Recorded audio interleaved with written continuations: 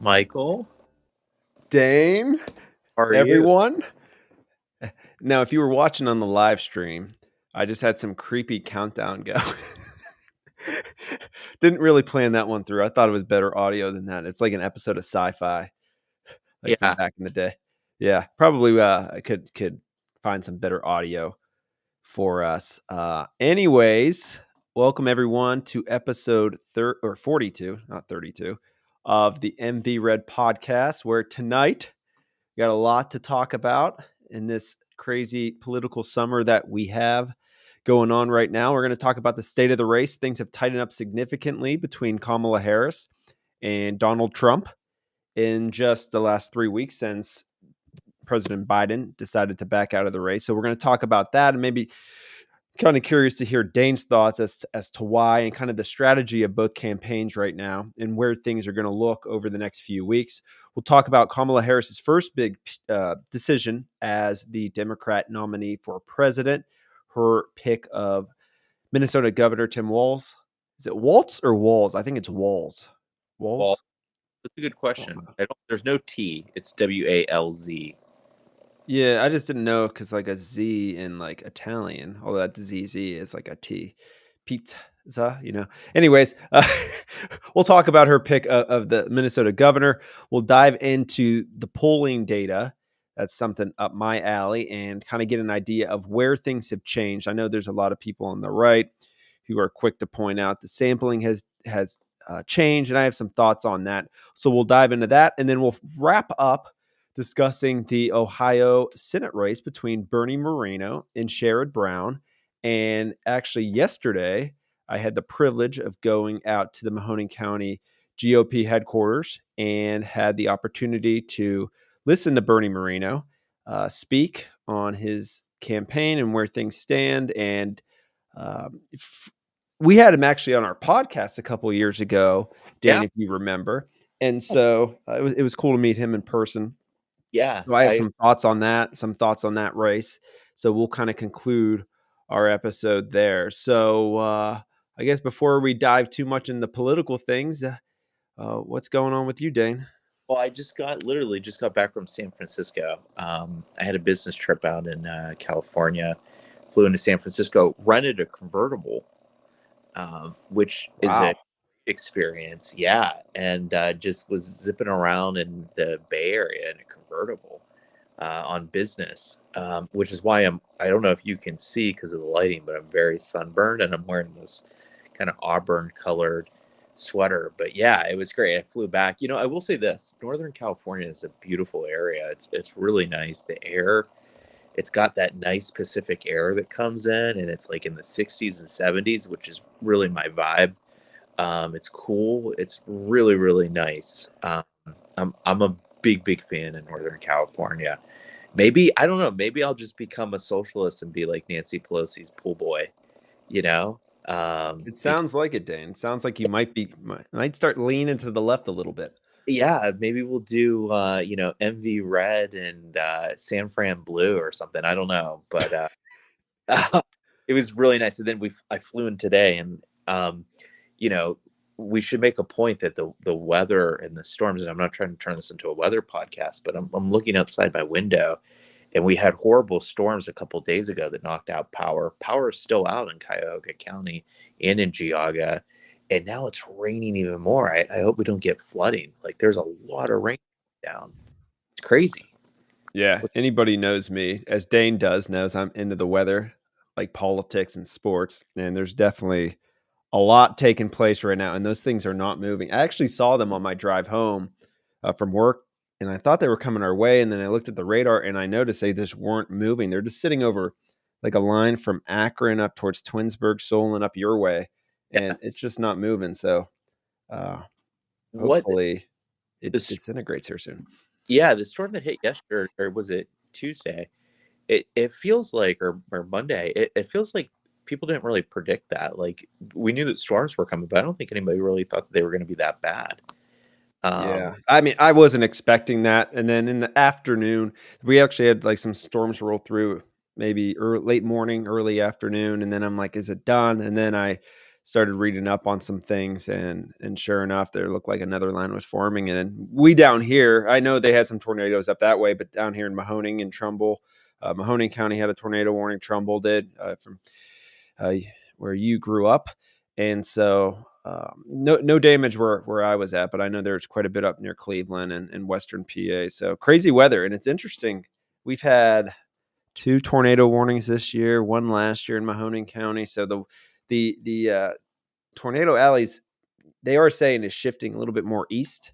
And yeah, yeah, it is. for a weather nerd like me, I don't mind because I love severe weather, but uh, that's just me. I know a lot of Well, people don't.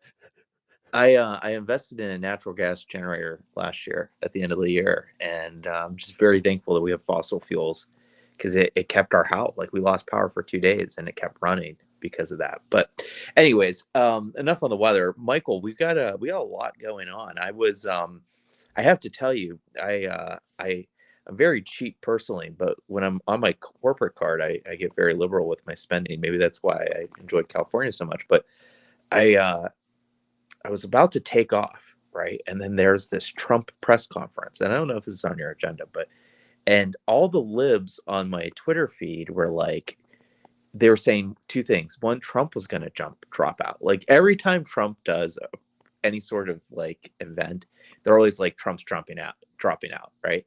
And then they were like, no, actually, he's going to fire JD Vance, and JD Vance is dropping out. And I'm like, oh my gosh, like what's going on with this press conference, right?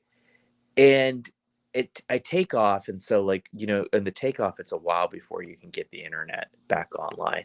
I get the internet back online, and it's just like it's a press conference. It's a Trump press conference, and I'm reading all the commentary from the libs in my Twitter feed again, and they're all like, "Oh, he's losing it. He's completely lost his mind. Oh, he's got dementia." And I'm like, "Oh my god, this must have been a disastrous press conference." And then when I landed and I got home and I started watching clips, I'm like, "This is just a typical like, yeah, Trump's a little meandering. He tends to babble a little bit and he gets like sidetracked." But it was like a typical vanilla press conference. And then I realized like, oh wait, journalists and the media and the libs, they just love to lie, right? They love to lie. And they just lied about that press conference. So anyways, I had to go there. I don't know if you watched it. Maybe you didn't. I don't know. I But the a bit, the one I did not see it today. I've watched some of his other things, but I didn't see today's press conference. So I know why he did it, and we'll probably get into that in a minute. So and before I forget, I did want to share this. I had look at this. Look at me oh, right oh, there with Bernie Moreno who's and my cousin. You're gonna get to know this kid here in a few years in Mahoning County. I think yeah. uh, he's a future leader for the Republicans here locally. But anyways, we had the opportunity to take a picture with him after the event yesterday, and he did a great job. So we'll get into that Yeah. a little later into this episode. Let's begin because a few weeks back when we kind of restarted this thing, Trump was well poised. Now, did we do that before the assassination attempt or after? I can't quite remember the timing. Do you remember, Dane? I know we did an episode after the assassination attempt. I think we Yeah, it did. was right. It was right after. I'm looking here at our notes, and so Trump was in complete control of this race, and assuming nothing would change, Trump was poised to win in a electoral college.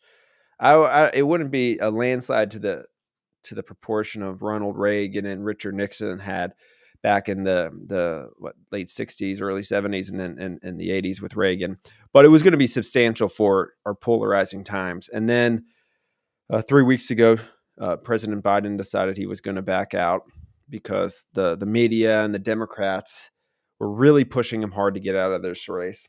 And to our surprise, because there was a lot of polling data on this, Kamala Harris uh, was essentially anointed the Democrat nominee, and a lot of that polling data prior to that made it seem like that was a risky decision for the Democrats.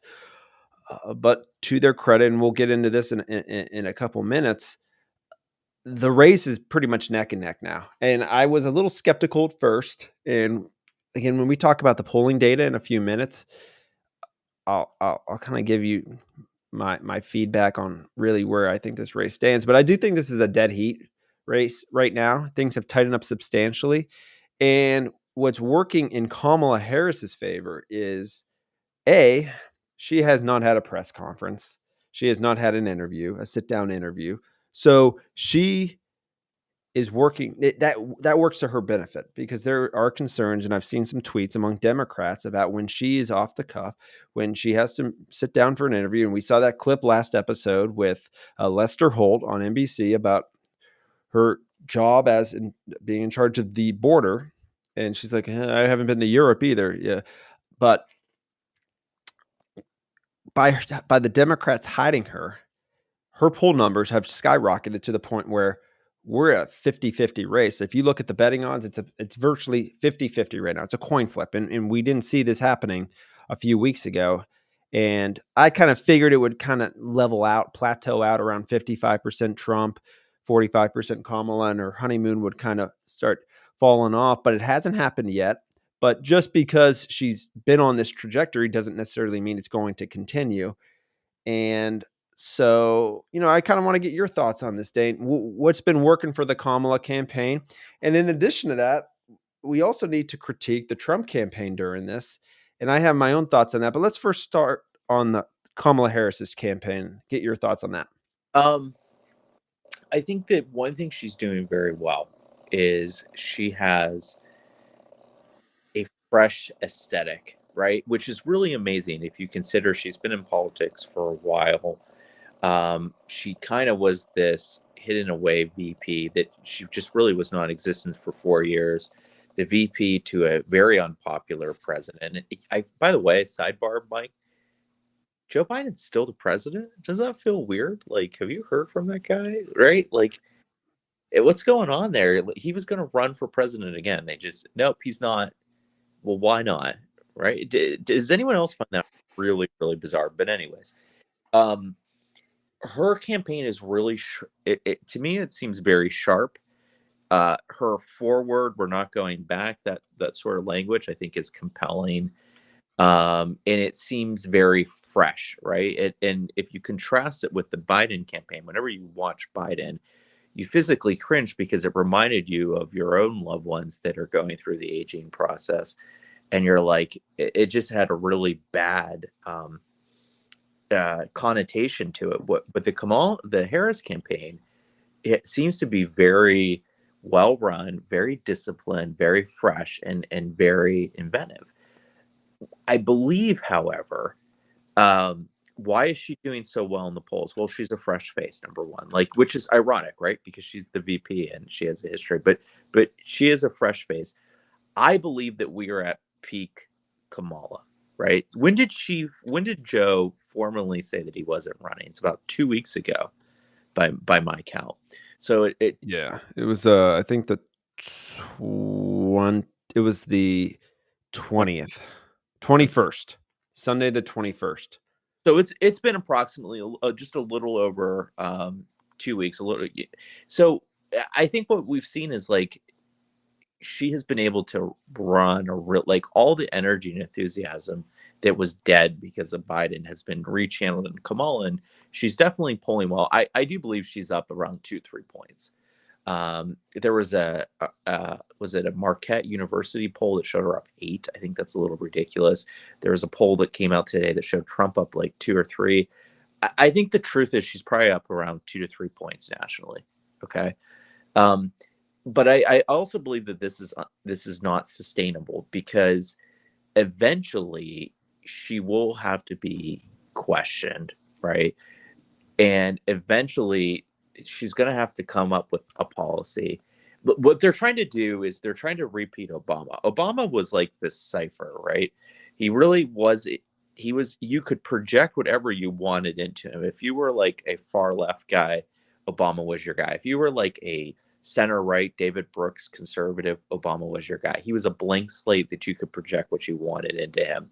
And he ran really on vibes. And the vibes was, we're going to like move past the baby boomer era and racism and just be like really technocratic liberal and everything's going to be great.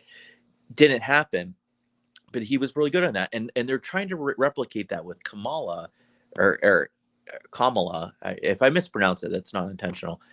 In a vibes based presidency with no policy, but like she's been vice president, right? Like I saw her give a speech today where she's talking about lowering prices. It's like, well, wait a minute. Prices all skyrocketed under your leadership with Biden because you guys spent too much money. It's relatively simple.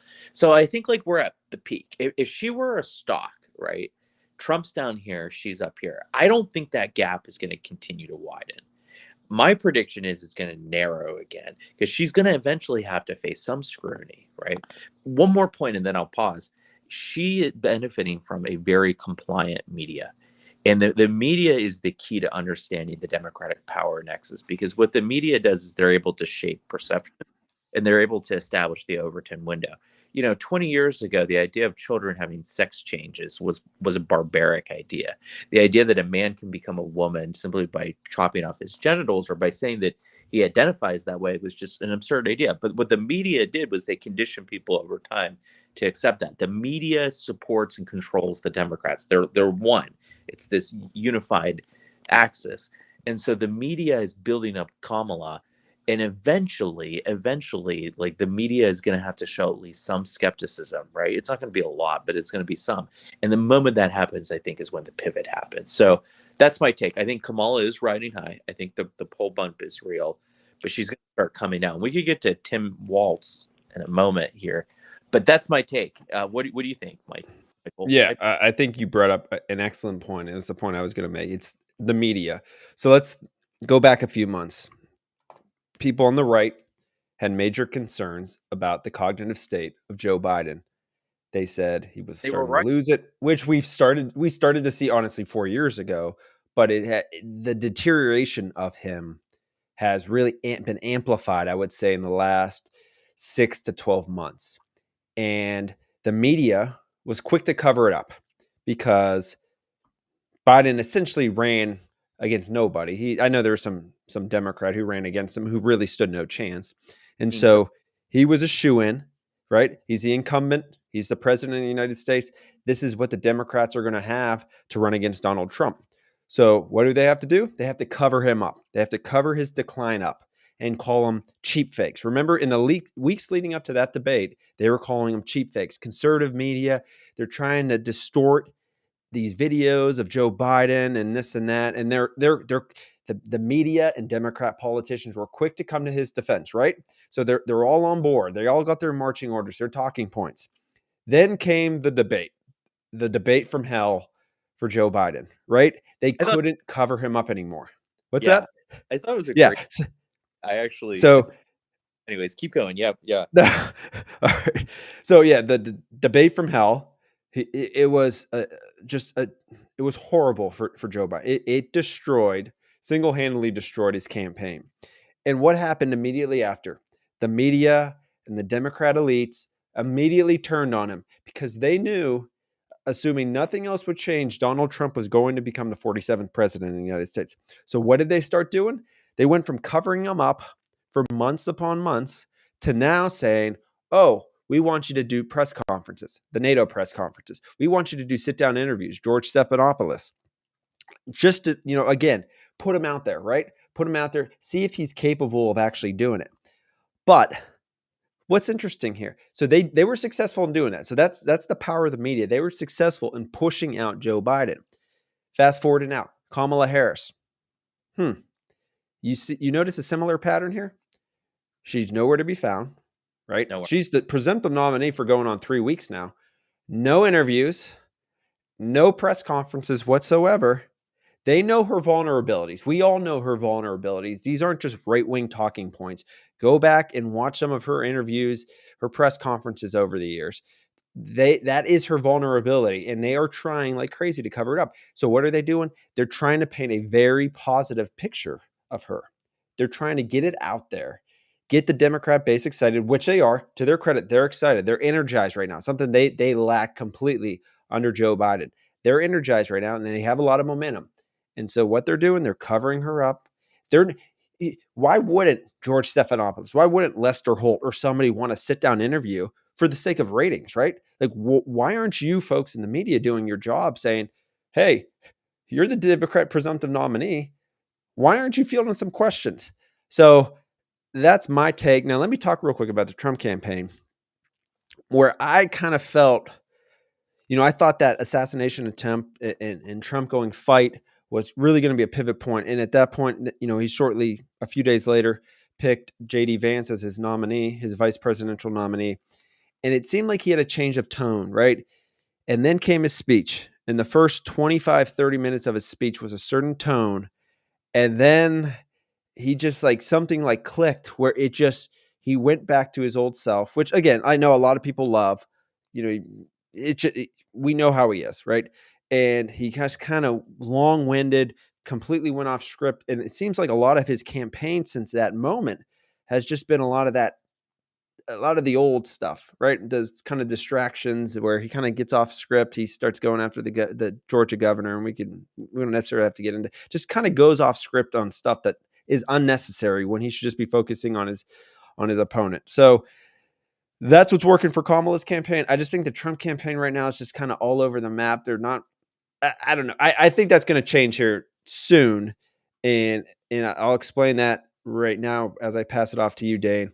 And it's going to be as a result of the pick of the Minnesota governor Tim Walz. And I did look it up. It's Walz, like Walls. Walls. And Yeah. let me first pass it over to you, and then you could pass it back to me because I want to play a couple clips of him and his wife, and I'll explain why I think the shifting of the race is going to happen here soon. Yeah, so you're absolutely right that the media has given Kamala no scrutiny. One thing I find actually really interesting is if you go to her website, there's nowhere about the issues, like her policy. It's a totally devoid of policy. She's just running on vibes, right? To use the term that's really popular. Uh, I also believe that I think you're quite right. The Trump campaign doesn't have a theme. Okay, one of the things that made 2016 so brilliant was the theme was a man running against a crooked, corrupt establishment, right? Hillary was an establishment politician. In private, she would talk about open borders and a common market. She was a globalist. Trump was this nationalist fighter. It was this really great dichotomy. I think it resonated well. It's why he won the Rust Belt. So there was a great theme in 16. 2020 was a muddled race. Like Trump never really got his mojo back after COVID. I don't know. Like the only thing I remember from the 2020 Trump campaign was like the platinum plan, where he's going to give a bunch of money to black people, and that got him what, like 2% of the black vote, maybe three. Um, but I don't even know what the theme was. And then Biden was just a return to normalcy, which was a very effective campaign theme. Fast forward to 2024, so he won in 16, horrible campaign theme in 2020. In 24, he actually started to develop one against like incompetency, the incompetent Joe. Joe couldn't manage foreign policy. He couldn't manage the economy with inflation. He couldn't manage the border. He was just terribly incompetent. 2020 was Biden is a socialist. 24 is Biden's incompetent. And I think that was really resonating well because it was true. Um, and now he's struggling. And so, like, I don't think it was just that Biden was bad. I also think, and I think you'd agree with me on this, Michael, that Trump was actually doing well in contrast, right? Like it was both. Yeah. Biden was bad and Trump was good. He struggled to really have a message against Kamala, right? Like he doesn't have a theme, and we don't have the contrast. Kamala, going back to your earlier question, why is she doing so well? She's established we're moving forward, progress. Like, she's a progressive. We're going to progress forward. We're not going backwards. And like that's her theme. And she's got clean aesthetics, and she's young relative to Trump. really ironic. So she's got a theme. He doesn't have a theme yet. He needs a theme. What's the thesis behind the Trump candidacy?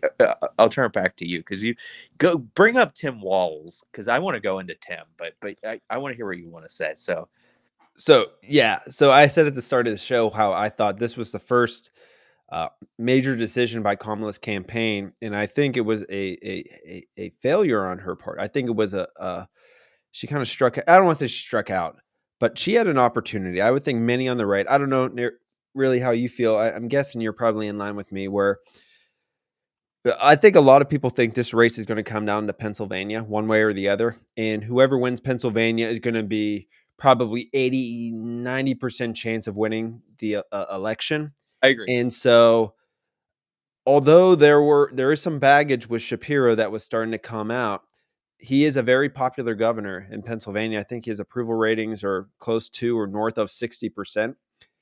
And my fear was, being that he was one of the finalists, that she would pick him and that momentum that she had would just continue, and have somebody more of a moderate on the ticket to offset her liberalism or progressivism, whatever you want to call it.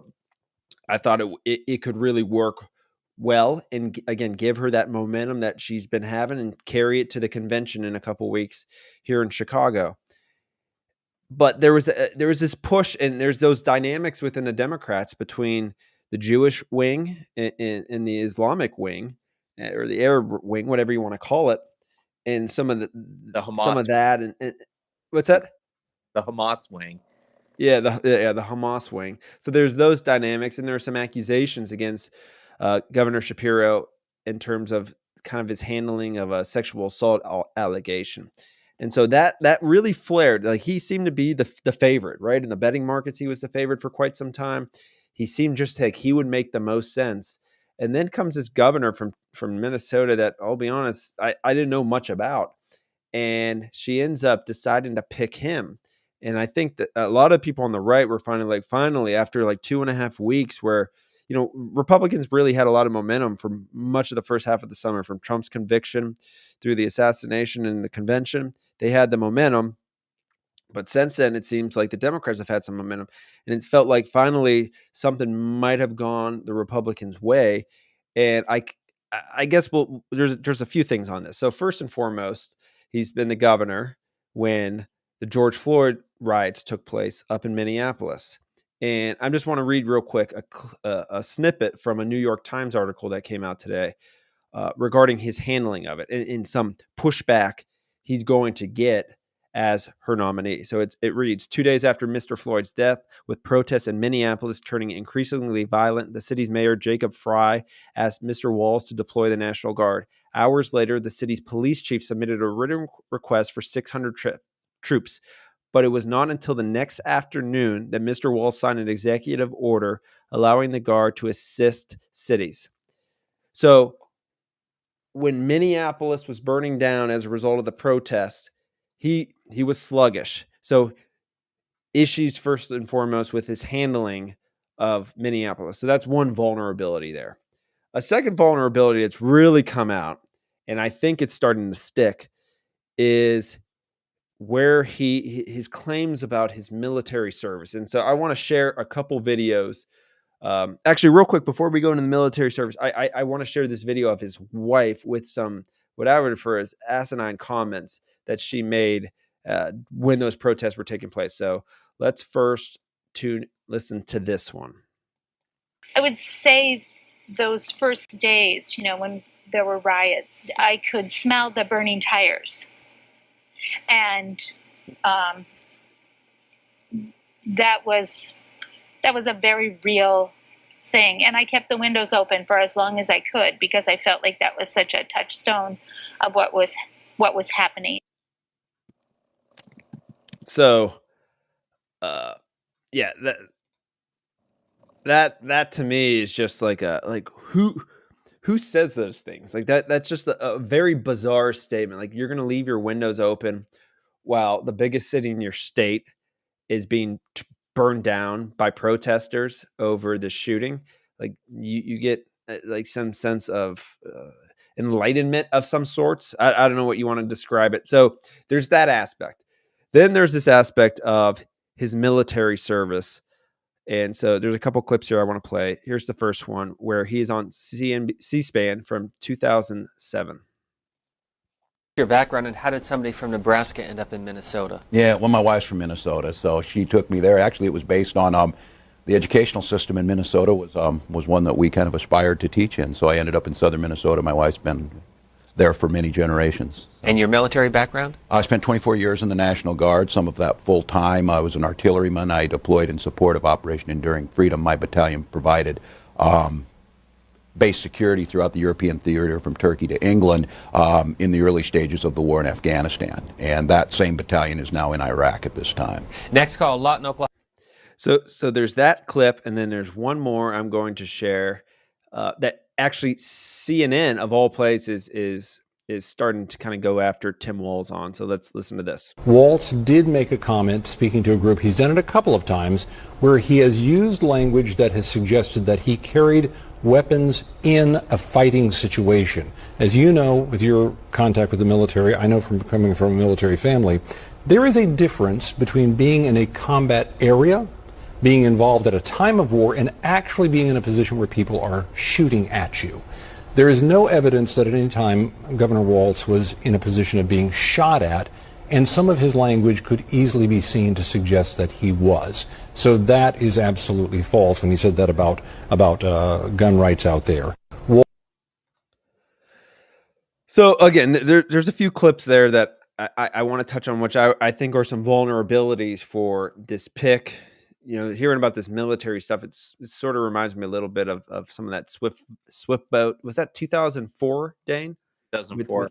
Boat veteran. Yeah, so it reminds me a little bit of that. But I get just kind of get your feedback on Walz, this Minneapolis thing, and his military service. And obviously, you know, I listen. I didn't serve in the military, so I appreciate anybody who serves in the military. But you also have to be honest about what you did in the military. And as that CNN clip kind of leads you on to thinking that the way he talks makes you maybe think a certain way about what he did when maybe he wasn't being fully honest there.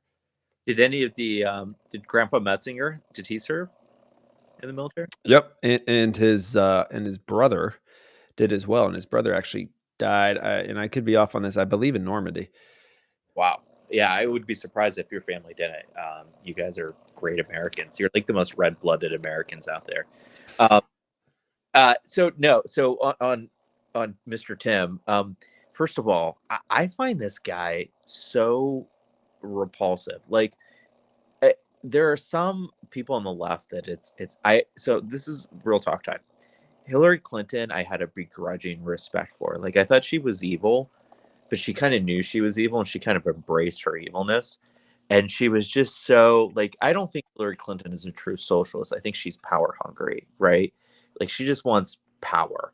And she'll do anything to get there. Obama was an empty suit. I always thought Obama was the most overrated human being on the planet, but I never like really despised him. I couldn't stand Biden, right? But with Tim Walz, there's something about the guy that is just, I think it's because he's a total midwit. You know, he's somebody, he's clearly not intelligent, right? And he thinks he's a lot smarter. And he's really arrogant and like in your face. He thinks he's smarter than he actually is. And so you have that toxic combination between like his estimation of his abilities and his actual abilities. And it's that gap that creates this obnoxious factor. Plus, I don't trust Minnesota. It's like, it's a secret ploy by Canada to invade America. Like, I don't trust that state at all. It's a beautiful state. Nice airport. But let's get to the point. Okay, so I think this guy is total scum. I think he's a loser. And I think that you notice, I want to bring up a point. You're on Twitter. I'm on Twitter. Okay. All these little influencers are on Twitter. In the week leading up to Kamala picking somebody, who are they all going after? They were all going after one guy, Josh Shapiro, because I think they knew Shapiro is a political talent. He's very intelligent. He's very ambitious, and he's really adroit in his politicking. He has a 65%, 63% approval rate in Pennsylvania. You don't just come by that by accident. It doesn't just fall out of the coconut tree, right? To come up, quote, come on. So I think that people were truly scared, and you're absolutely right. If he were picked, Pennsylvania goes off the board, and your probability of winning the election goes down. And I think he would have knock-on effects in Michigan and in Wisconsin, maybe even Ohio. Like, he's just a really compelling guy. I think he would do really well with suburban voters. And I think the fact that he was Jewish, the Hamas wing would protest him at rallies, but like I think he would probably stand up to them, and I think that would help their side because of the contrast. So all of the right wing influencers on Twitter were going after Shapiro, going after Shapiro, going after Shapiro. She didn't pick him. I think she came really close. I really do. There was a video release where it was him and her at a Philadelphia rally where it's like next president Kamala Harris and the next vice president Josh Shapiro. And I think he leaked that video to pressure her, and I think she thought he was too smart and too ambitious, and she's like, "Nope, I'm not going to be upstage." So she picked this Tim Walz dude, and you notice that there were no shots fired at Tim Walz. All the ammo was at Josh Shapiro. Okay, all the oppo, and the right wing people held off their fire on Waltz because I think they knew he was a disaster. She picked him, and like I felt that day that he was announced, I felt a groundswell of enthusiasm, and there was a massive vibe shift because all of a sudden it's like this is a contemptible figure, and now we can like attack him, and there's so much to attack him on. Like this is like the problem with socialism is they promise you the world, but they deliver nothing but misery. Under his leadership, Minnesota has and this is the key point, people are leaving the state. There's a massive exodus of people, right? Like you can talk about policies and everything where you choose to live as your fundamental vote because you've got one life. And people are choosing to leave Minnesota. So he's losing people in Minnesota. Energy costs are going outpacing the national average. Testing scores have fallen. Spending per pupil's gone up, but testing scores have fallen COVID and they never recovered. Crime is up. Minneapolis is a war zone. So like all the normal people are leaving Minnesota, and then he's just importing more Somalis, right? And so that they can vote for the Democratic machine and keep him in power. So he is a contemptible figure. And then what you just said, on the military stuff, there's two big points.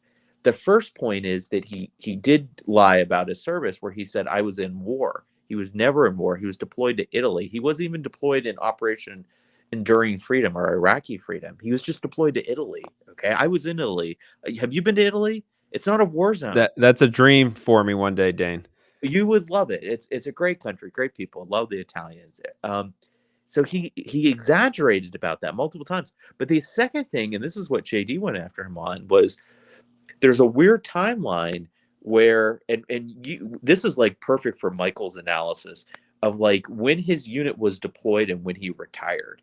So like in 2005, earlier on in the year, he talks about rumors they're getting deployed, and then he files for retirement, and then his units, it's announced that they're deploying, and then he's gone.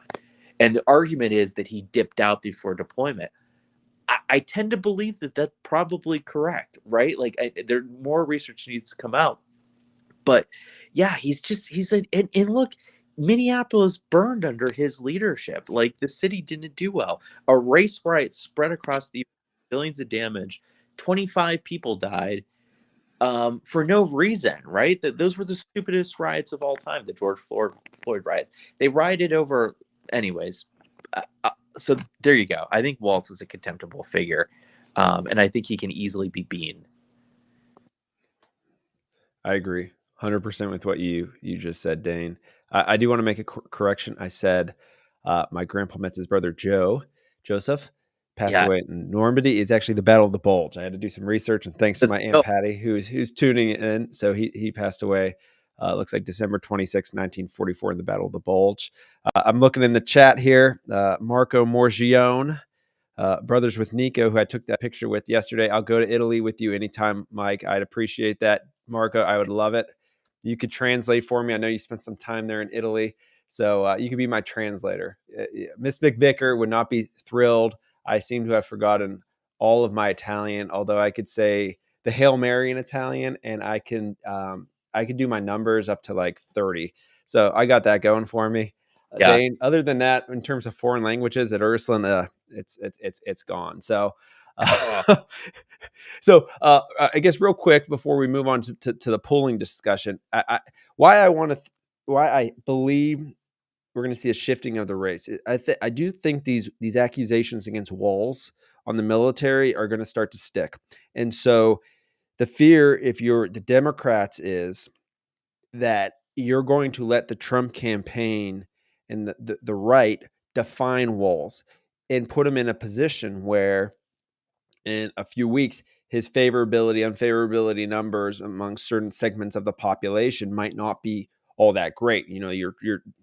Kamala's have gone up, but this introduction for him and some of his stances on things like putting tampons in boys' bathrooms in schools kind of leaves you wondering, like, who is this guy? And then hear about his military service. And some of this stuff I think is going to start sticking. And I think it's going to force their campaign to start doing some interviews to start pushing back on this.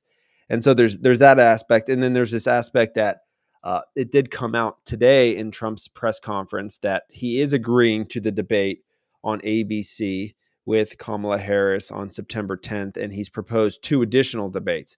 And I think it's key, and he's got to do what it takes to get those additional debates, in my eyes, to really get her out there, put her out there for 2 hours or an hour and a half with the American people, where she doesn't have her teleprompter, and see if she could handle it in 1, 2, and hopefully 3 debates.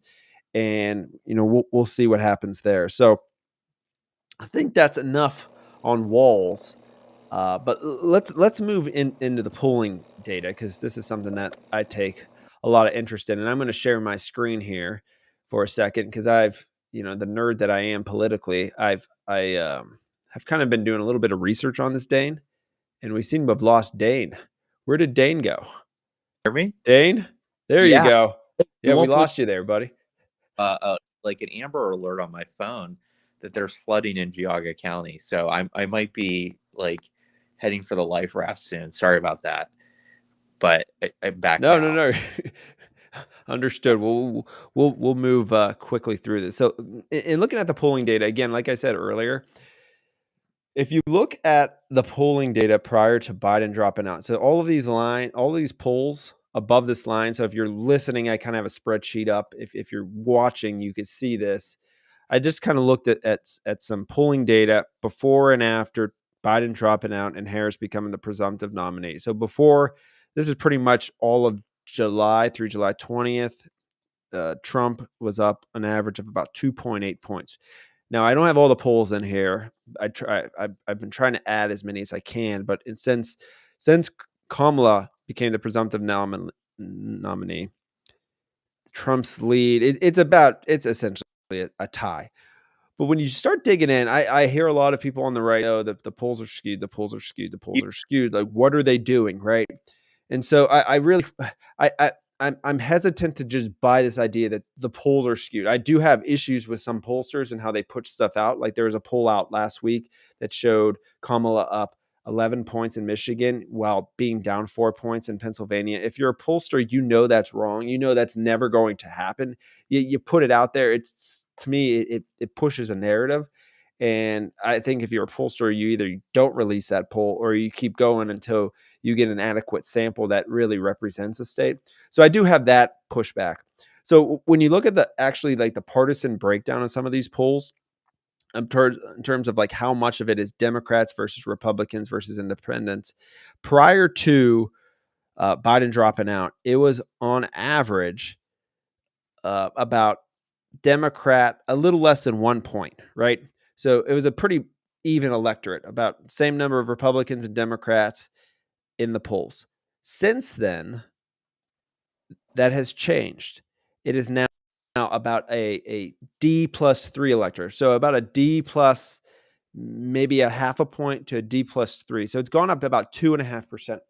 And so you try to figure, well, what's changed? Why is that? And I have a couple thoughts on this, but this is really where I think you're going to see the story here. If you just kind of take an average of the minority vote, Biden was winning it, let's just say here by 28 points. When you look at it now under Kamala Harris, you start seeing an average of about 35 points. So she's improved her standing upon minorities, where with white voters, up about 15 points, we'll say, it's still not, he still has a lead. It's just dropped a little bit. And so when you ask yourself the question, well, like, how can that be? Because polling data showed prior to Biden dropping out, Kamala was polling worse. And the thought process there is, I think there were just some Democrats that maybe were slipping through the likely voter model. They weren't going to support Biden because he didn't stand much of a chance. And maybe they weren't enthusiastic, or the way they responded to the questions didn't make it seem like they would be a likely voter. And so they kind of fell off the deep end of some of these models. And now that Kamala is in there, I do think that now those same people who may have been on the fence about voting are now more likely to vote.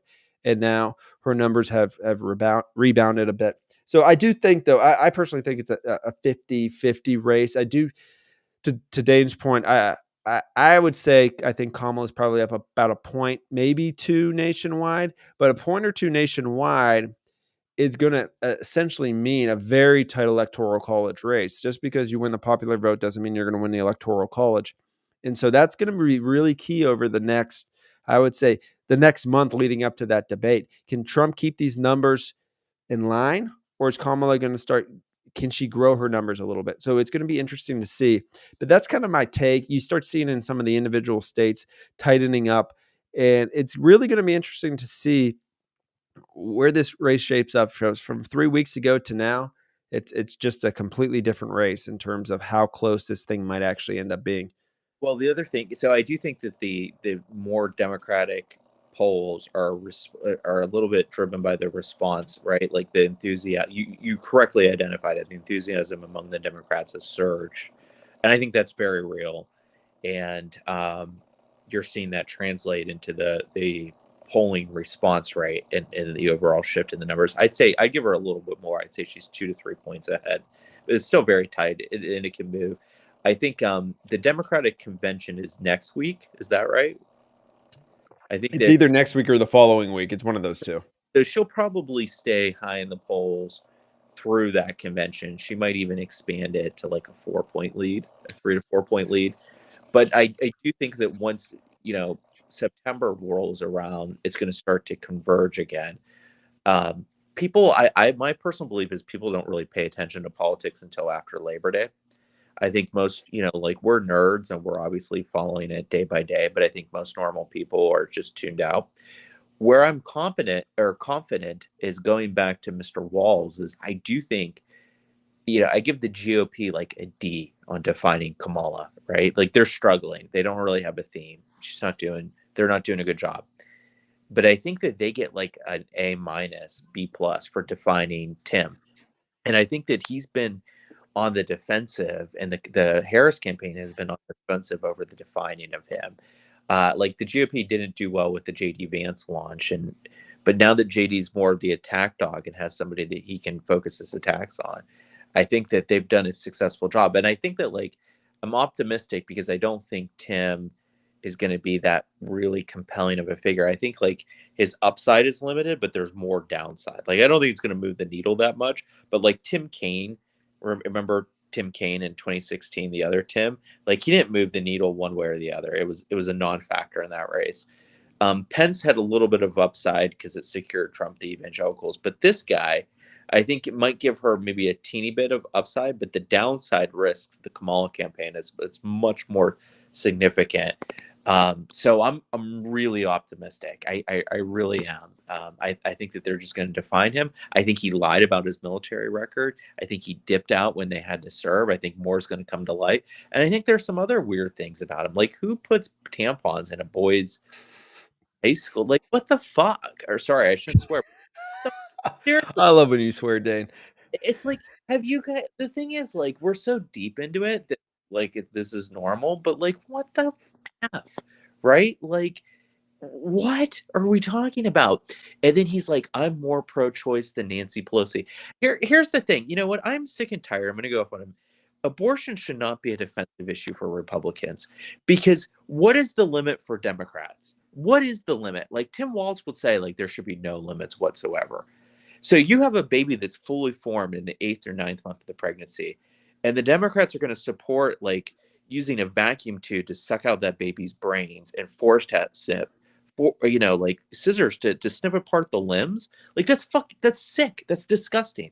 And I'm sick and tired of like abortion being used against the right, because I think we're kind of like, we don't know what to say, but like, no, that should be absolutely banned. And anybody that defends that with this bullshit, well, it's between a doctor and a woman, should be totally called to account for that. And so we should flip the abortion issue around. Like, I'm tired of playing defense on that. Like, it's a sick, barbaric practice. You're going to have some form of legal abortion. The median American probably wants first trimester abortions to be legal. It's uphill battle to eliminate that. But third trimester should be absolutely banned. And Tim Walz has no problem with that. No problem whatsoever. Okay. Like, this is the guy. The other thing is they set up the COVID snitch line. So he's a COVID fanatic. But let's go a step further. If you don't agree with your child's transition, they could take away your kid. Little kids are very susceptible to outside influence. Okay. Now, a civilized society says little kids cannot consent to sexual act because they don't have the maturity needed to consent to a sexual act. But Tim Walz believes that that child can tell you that he's another gender and that he can have a child sex surgery for that child. Like, this guy's fucking fucked in the head, and he does this stupid this folks like, oh, I'm just a coach. I'm just a coach. Oh, I just want to grab a beer. It's the most condescending bullshit. It's run by like hipsters in Minneapolis. And it's like their impression of what they think middle America is actually like. And I just find it revolting. Like, you should look at Tim. If you're a healthy person, male or female, I don't care what race you are, when you look at Tim Walz on your screen and this obese, like aged, bald communist is doing his little folksy shuck and jiving act, okay? And you should be like, no, you're disgusting. Get off my screen. Like, just get the fuck out of my life. Sorry, I can't stand it. Go ahead. Sorry, Michael. I'm sorry. Buckeye Politics in the chat says based Dane. Moving 7, worthy usage there, and Moving 7 gave your rant a 12 out of 10 rating. So, sorry. He just triggered. I'm triggered. Need to save space. But just remember, though, Dane, JD Vance is the weird one, not the guy who wants to put tampons in the boys' restroom in Minnesota.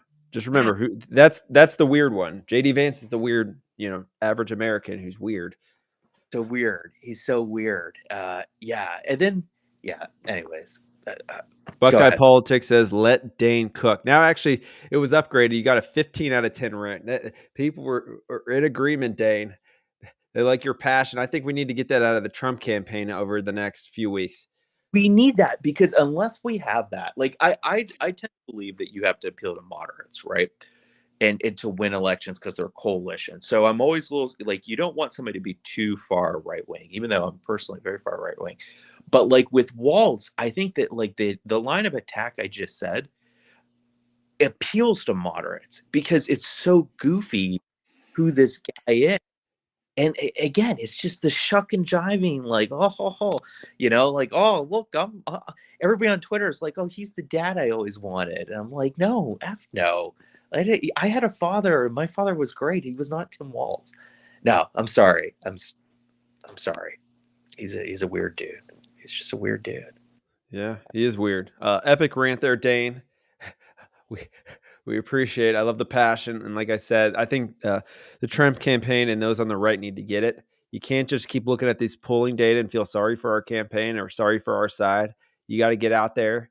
You got to get fired up. You got to realize that compared to where we were at this time 4 years ago, we were in damn good shape to still win this election. And compared to where we were at 8 years ago, we're still in damn good shape to win this election. And the fundamentals, when you look at it, outside of that abortion issue, which for some reason the Democrats always seem to get the edge on, the Republicans are ahead on most other issues, from the economy to inflation to the border, immigration, foreign policy, you name it. Most issues right now, for if you just ask Republican, Democrat, the Republicans get the edge on.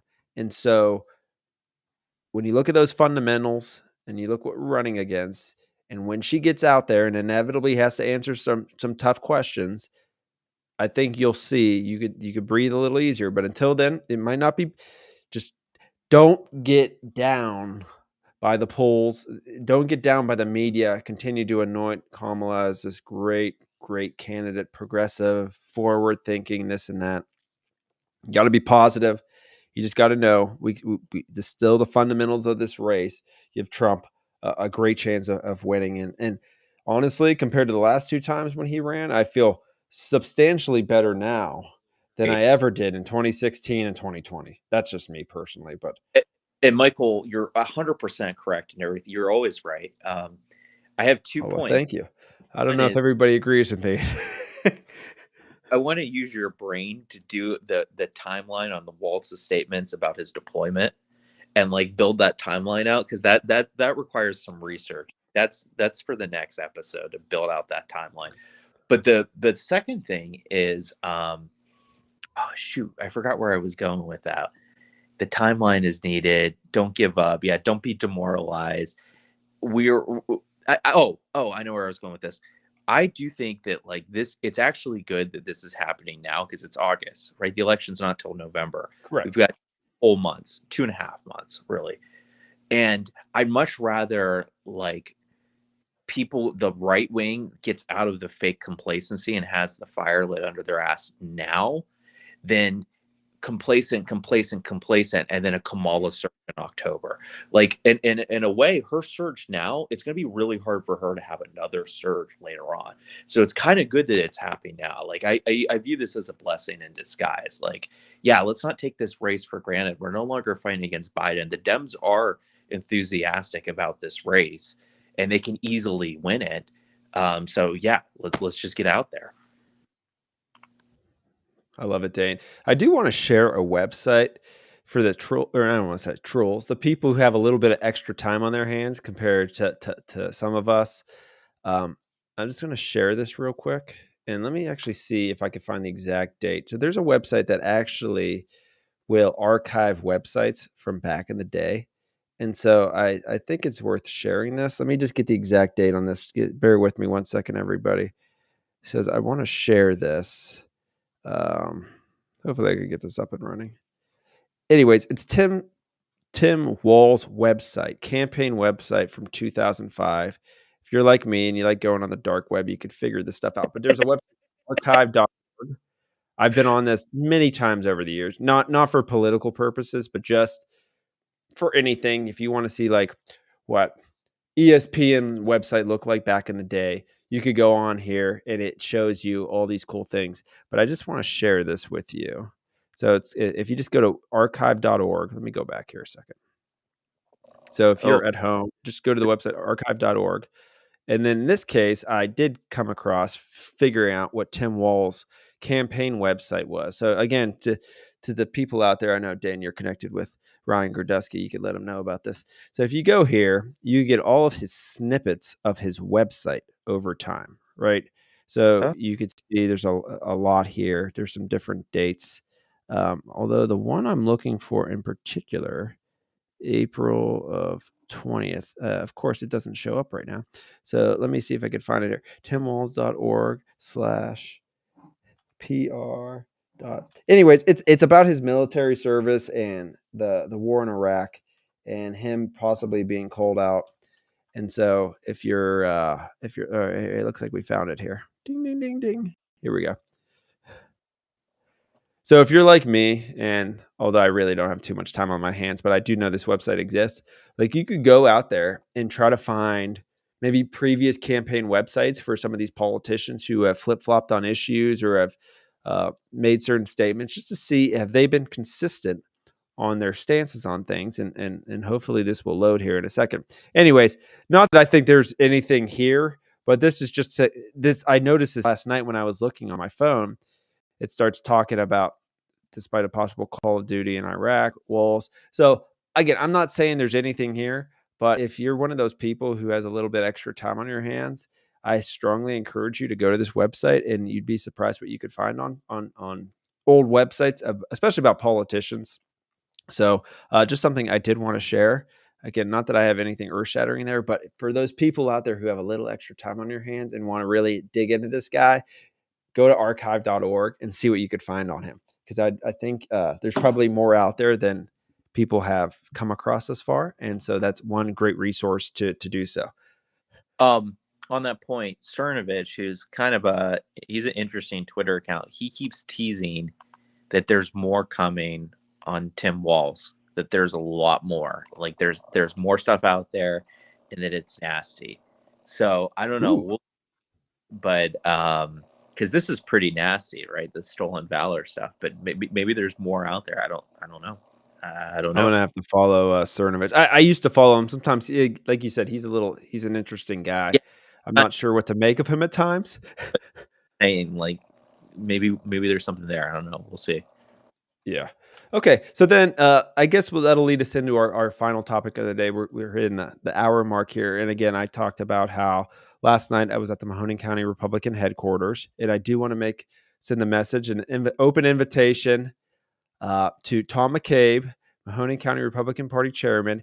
Anytime you want to come on this show, or any of your candidates want to come on this show, they are invited. You're invited. My cousin did say something to him last night. He's like, "Oh, I haven't been invited."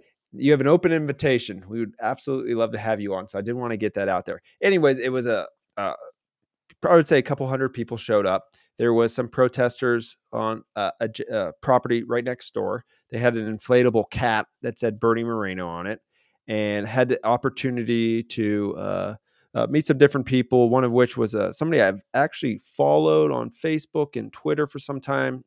He's around my age, Colton Henson. I came across him first time I had an opportunity to meet him. He's a good follow on Twitter. He knows his stuff. He's from Southern Ohio. He's a consultant.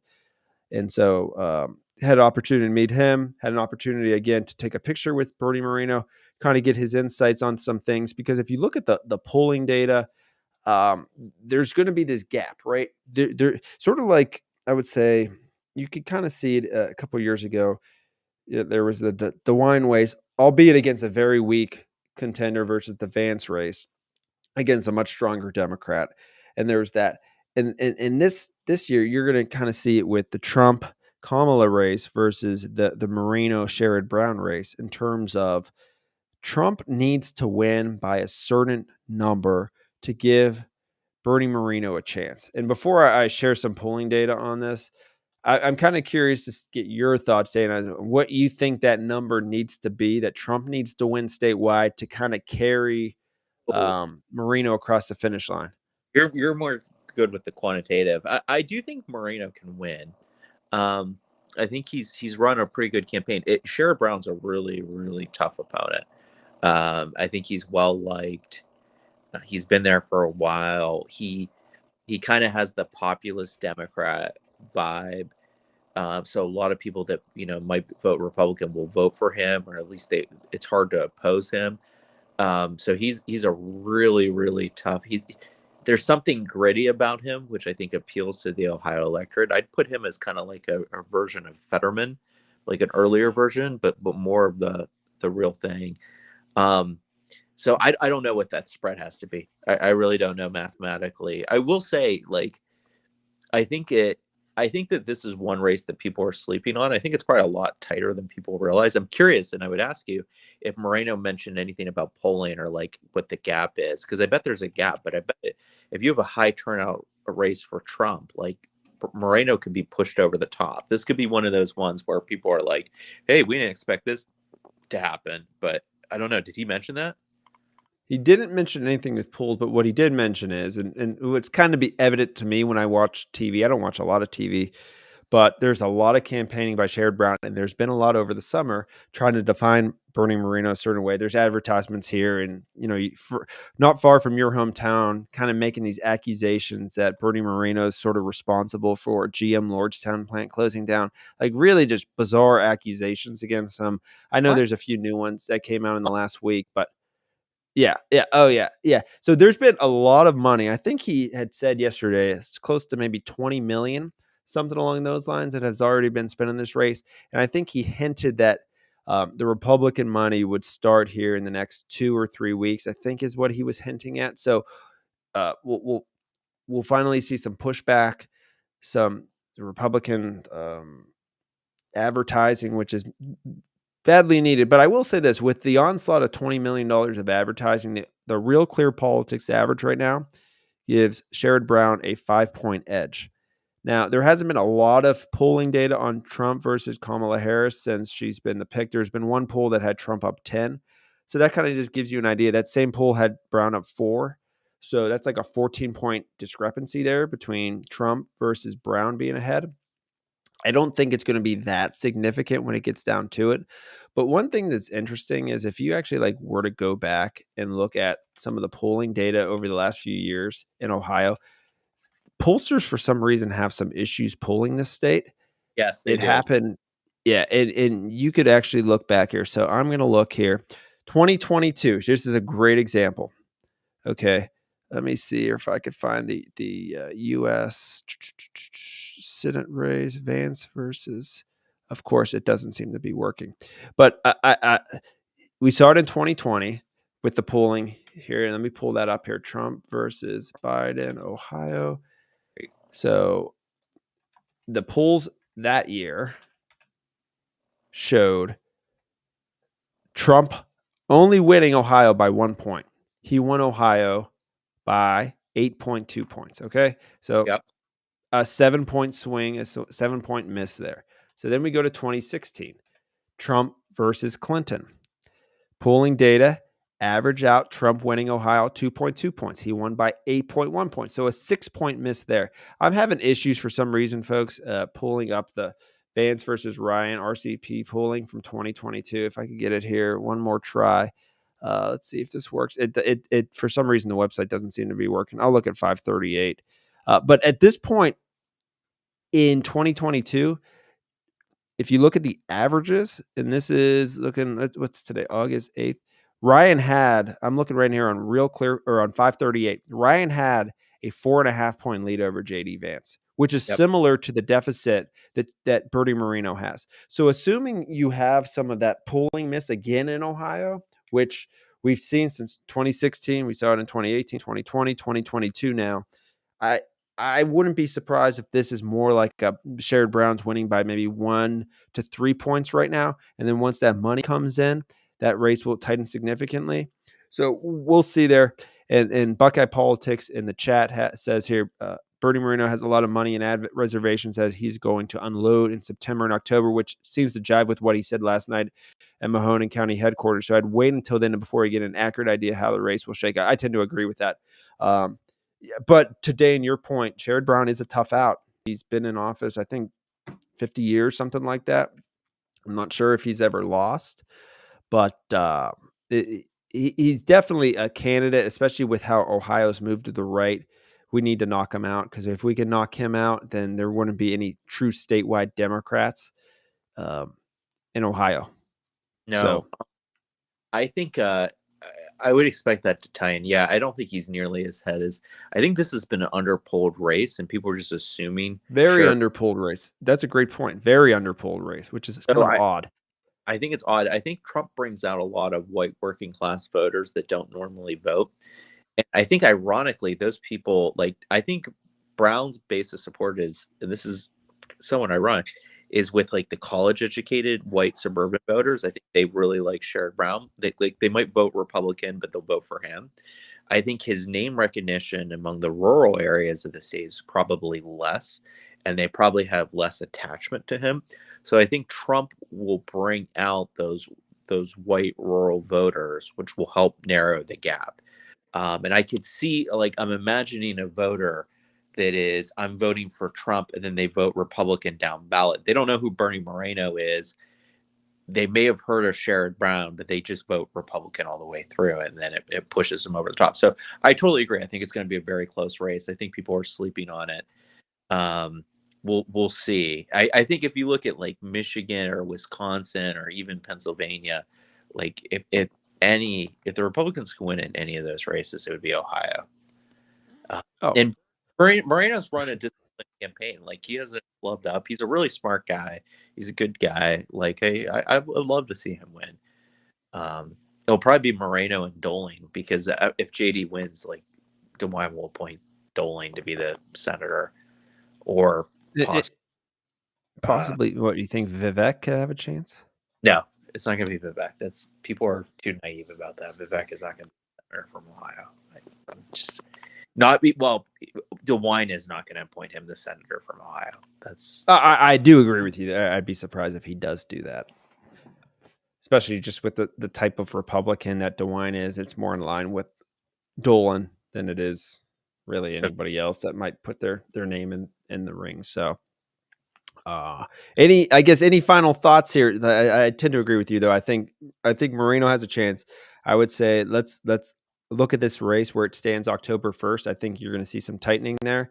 And if he's only down by 1-2 points in the polls, I see no reason why he can't win. Even in 2022 with the governor, I'm looking here, DeWine, the average had him winning by 17. He won by 20. So, yes, he won by a lot, but it was still a 3-point miss in that race.